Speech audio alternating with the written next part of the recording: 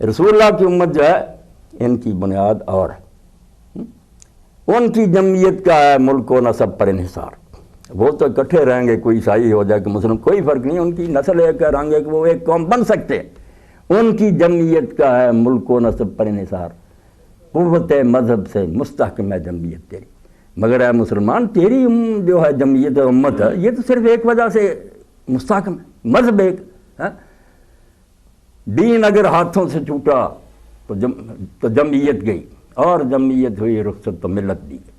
اگر دین تم نے کمزور کر دیا، کیا رشتہ رہے گا؟ بنگلہ دیش الگ ہو گیا نا، دین کا رشتہ نہیں ان لوگوں نے مضبوط کیا، لا الہ کی بنیاد پر ایک اکٹھے تھے، ورنہ وہ مشرق میں ہم ادھر کیا رشتہ تھا، الگ ہو گیا تھا۔ اس لیے دین اسلام میں جتنا زور اس بات پر دیا کہ کوئی ایسی بات مذہب کا اختلاف ہو کہ یہ فلاں فرقہ نسلوں کا ہو، رنگوں کا ہو، زبانوں کا ہو، علاقوں کا ہو، یہ سب باتیں کفر کی ہیں، ان کا کوئی حق نہیں ہے۔ حضرت سلمان فارسی رضی اللہ عنہ کا علامہ اقبال نے حوالہ دیا کہ وہ ایرانی تھے، مجوسی تھے، پہلے اسلام لے آئے، تو جب بھی ان سے پوچھتا ہے کوئی آدمی کہ سلمان اپنا نسب بیان کر، بتاؤ اپنا ہمارا باپ کون تھا، قبیلہ، حضرت سلمان رضی اللہ عنہ نے کبھی جواب نہیں، یہی کہا سلمان ابن اسلام،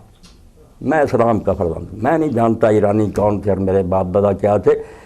اس لیے کہتے ہیں ہم تو سلمان زادہ اسلام باز، سلمان کی طرح اسلام کا بیٹا بن جا اور چیزیں بلا دی۔ یہ انگریزوں نے نامرادوں نے کیا کیا؟ کرنل لارنس درویش بن کر عربی لباس پہنا، عربی زبان کی مہارت حاصل کی، سارے عرب شیوخ کو گمراہ کر دیا کہ ترکوں کے ساتھ تمہارا کیا تعلق، تمہارا بہو ایسے اعلیٰ لوگ ہو، تمہارا ترکوں سے کوئی تعلق۔ وہ ان کے خلاف کر دیے، ورنہ پوری سلطنت عثمانیہ کے صوبے تھے، بغاوت کر دی، ترکوں کو قتل کیا۔ بعد میں انگریزوں نے کوئی وعدہ نہیں کیا، علاقے بانٹ لیے، فرانس نے کچھ لے لیے، برطانیہ نے، اور اسرائیل بھی انہوں نے بنا دیا، ملا بھی کچھ نہ، مگر وہ جو نیشنلزم تھا، قومیت، اس کو اجاگر کر دیا، ٹکرا دیا۔ تو اسلام میں اس سے بڑا کوئی گناہ نہیں کہ مسلمانوں کو ٹکڑا کرنے والی کوئی بات کرے کسی قسم، خاص کر کے مذہب کی حد تک میں آ جاتا ہوں۔ مذہب کے دائرے میں